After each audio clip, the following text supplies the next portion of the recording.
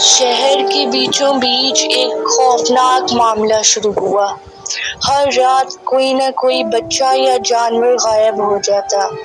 کبھی کسی گھر کے باہر بندھی بکری اچانک لاپتہ ہو جاتی، کبھی گلی کے کونے پر کھیلتا بچہ غائب ہو جاتا۔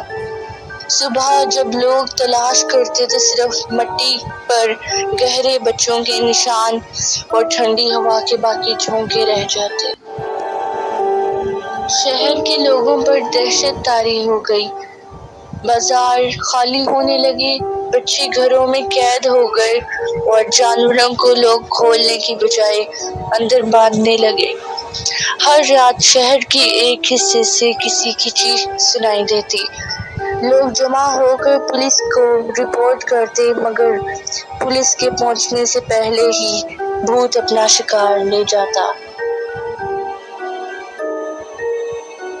کچھ لوگوں نے دعویٰ کیا کہ انہوں نے لمبے قد، سیاہ چادر میں لپٹے ہوئے سائے کو دیکھا ہے، جس کی آنکھیں سرخ انگاروں کی طرح جل رہی تھیں۔ وہ رات کو چھتوں پر چلتا اور گلیوں میں غائب ہو جاتا۔ بچے اس کا پہلا نشانہ تھے۔ شہر کی یہ حالات دیکھ کر ایک ریٹائرڈ سپاہی کیپٹن فہد آگے بڑھا۔ اس نے کہا، میں نے جنگ کے درمیان میں موت کو آنکھوں میں دیکھا ہے۔ یہ بھوت مجھے نہیں ڈرا سکتا۔ میں آج رات اس کا مقابلہ کروں گا۔ فہد نے ایک پرانا ہتھیار، تیز روشنی والی ٹارچ، ایک تعویذ اور ایک انگوٹھی اپنے ساتھ لی۔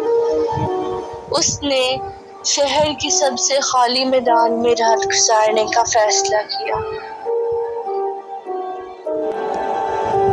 رات گزری تو سرد ہوا چلنے لگی۔ اچانک ایک سایہ نمودار ہوا، بھوت کی طرح سرخ آنکھیں اندھیرے میں چمکنے لگیں۔ وہ قریب آیا تو زمین ہلنے لگی اور ڈوگیز کے بھونکنے کی آواز گونجنے لگی۔ جلدی سے ٹارچ بھوت کے آنکھوں پر ماری۔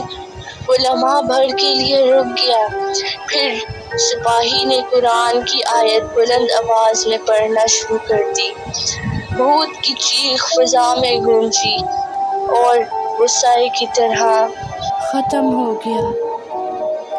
آخرکار ایک روزدار دھماکے کی آواز کے ساتھ وہ غائب ہو گیا۔ فضا میں ایک عجیب سکون چھا گیا۔